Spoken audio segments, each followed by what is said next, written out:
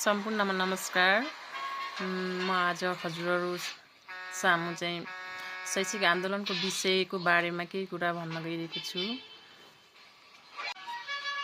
आन्दोलनमा उपस्थित हुन नसके पनि मैले घरदेखि नै केही सपोर्ट गरौँ हामी शिक्षकहरूको लागि भनेर चाहिँ यो भिडियो बनाउन गइरहेको छु। म विशेष आफ्नो स्वास्थ्य समस्याको कारणले गर्दा जुन आन्दोलनमा चाहिँ एटेन्ड हुन सकेन त्यसको लागि क्षमा चाहन्छु। जुन शैक्षिक आन्दोलन भइरहेको छ अहिले हैन, एकदमै शिक्षकहरूले चाहिँ लगभग 1 महिना हुन थालिसक्यो।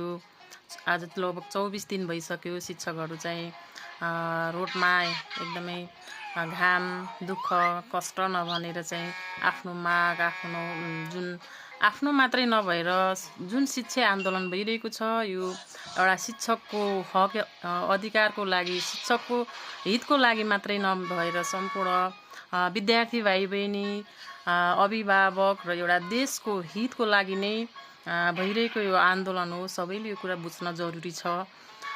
जुन शिक्षा ऐन बिना चाहिँ कुनै पनि कामहरू ऐन नियम बिना चाहिँ त्यो राम्रो हुन सक्दैन। त्यो कारणले गर्दा अहिलेसम्म पनि हाम्रो देशमा पुरानै शिक्षा ऐन 2028 सालको त्यही पञ्चायत कालको शिक्षा ऐन नै अहिलेसम्म परिमार्जित हुँदै गुजारामुखी हैन एउटा त्यसरी चाहिँ धकेल्दै चलिरहेको अवस्था देखिन्छ। त्यो कारणले गर्दा कतिपय कुराहरू परिवर्तन हुनुपर्ने कुराहरू नभएको अवस्था छ। जुन शिक्षा क्षेत्र हेर्ने पनि अहिले हाम्रो देशको एकदमै चाहिँ अस्तव्यस्त छ। जुन सामुदायिक विद्यालयको अवस्था हेर्ने पनि झन् एकदमै चाहिँ सरकारले एकदमै चाहिँ नेग्लिजेन्स गरेको देखिन्छ।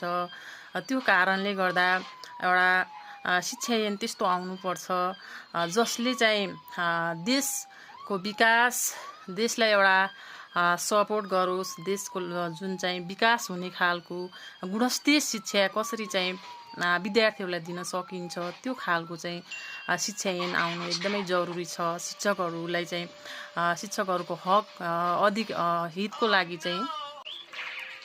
लागि हुन आवश्यक छ। त्यसैले म के भन्न चाहन्छु भने कुनै पनि काम गर्नको लागि मान्छेलाई चाहिँ एकदमै इन्करेज हुन आवश्यक हुन्छ, प्रेज गर्नु आवश्यक हुन्छ। जब कुनै पनि काम गर्नको लागि मान्छेलाई जब डिस्करेज गरिन्छ हैन, त्यहाँ कसैलाई पनि काम गर्ने त्यो जुन खालको एनर्जी हुन्छ हैन, जुन खालको चाहिँ त्यो इगरनेस हुन्छ त्यो हुन सक्दैन। त्यो कारणले गर्दा अहिले हेर्ने हो भने टिचिङ